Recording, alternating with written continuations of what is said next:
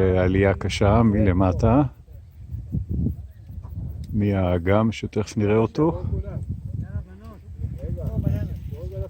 עלינו פה עד למעלה עם נוף מקסים, חם מאוד.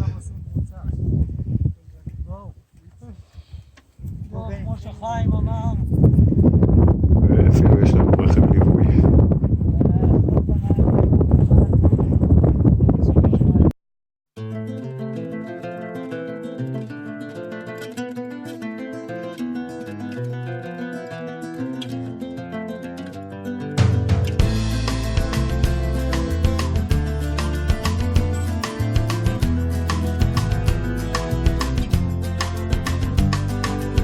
כשתעלה השמש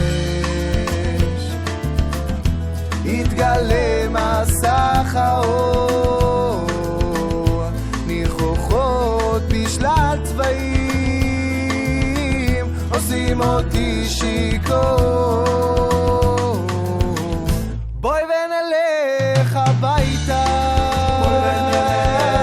אנחנו לא קשורים לזה,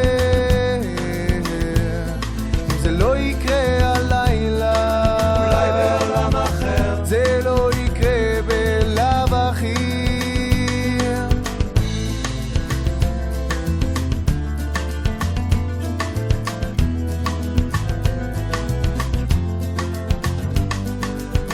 עכשיו זה זמן ירח, נתפזר לכוכבים,